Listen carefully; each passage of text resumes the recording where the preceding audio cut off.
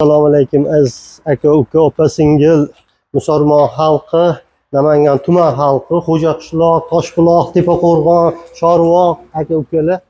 Hozir mana boyaginda o'sha murojaat yo'lladik. Xonadonni birinchisi 70%, 75% yongani mana shu Xo'jaqishloqqa baylangan o'sha chegaradosh.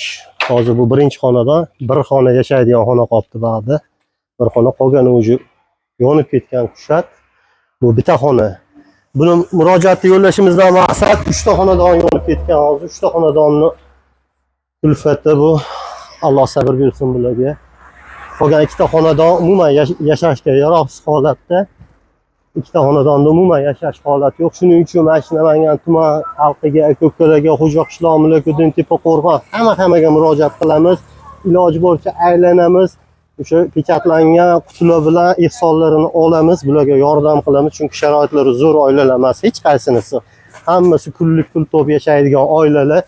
Hozir xonadonni mana qushat yo'g'ib ketgani mana o'si umuman yonib yashashga holat qolmagani mana shunisi. Yana bittasi shu holatda umuman xonadonda holat qolmagan mana hashar uyi boshlanibdi.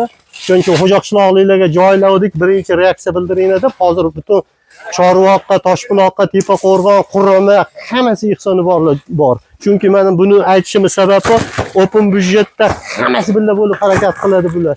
Birortasi qolmaydi, juda qattiq harakat qiladi ehsonga bor. Ehsoni rosa kuchli, kasallarni qo'ysak, kasallarni ham qoldirmasdan hammasi harakat qiladi. Bu ehsoni bor rayon hisoblanadi bu. Shuning uchun hozir hamma qishloqlarga murojaat qilamiz.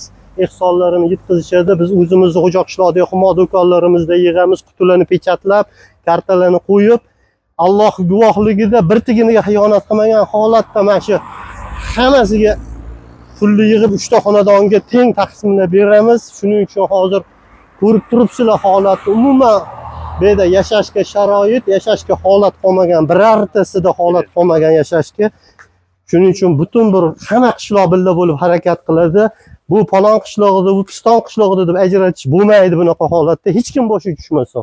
Umuman yashashga sharoit qolmagan mana yo'q xonadonlar yo'g'ib ketgan. Shuning uchun to'g'ri qabul qilamizda. Tepaqo'rg'onga, Qur'onaga, Toshbuloqqa, Chorvoq, Xo'jaqishloq, Mulakudin, Qirisqo'rg'on, Oqbuloq hamma bo'lib xudo xolisa harakat qilamiz. Hamma raislarga o'zini qishlog'ini, o'zini ehsonchilari bor, ehsonchilarga murojaat qilamiz, kartalarni joylaymiz. Alloh guvohligida bir so'miga xiyonat qilmagan holatda pechatlangan qutilar bilan yetkazamiz. Shubha bo'lish mumkin emas umuman. Shuning uchun ehsoni borlar, Rossiyadagilar, chet eldagilar, opa singillar, aka-ukalar hammani birga bo'lib iltimos, mana shunga befarq bo'lmaymiz. Hech kim boshiga tushmasin bunaqa holat. Xonadon bitta uy qurishi o'zi oson emas hozir. Mana shu 3 ta xonadonni tiklashga yordam beramiz. Biz befarq bo'la olmadik, chunki murojaat qilib telefon qilish tinimsiz. Shuning uchun hozir joylayamiz. Biz qishloq ajratmaymiz, chunki hamma bitta musulmon xalq. Shuning uchun to'g'ri qabul qilib, to'g'ri joylaymiz.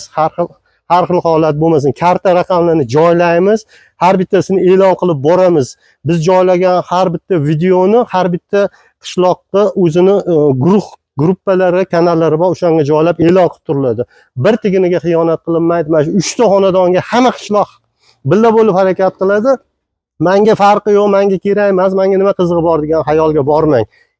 Bir kun o'sha holat sizni boshingizga avvalo tushmasin.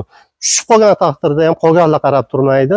Alloh rozi bo'lsin. Hozir hamma kartalarni joylab, ehson qutilarimizni qo'yamiz, aylanib yig'amiz, telefon nomerlarini qo'yamiz. Telefon qilinglar, borib, erinmasdan 10 ming so'm bo'lsa ham ehsoningni erinmay borib olib kelamiz.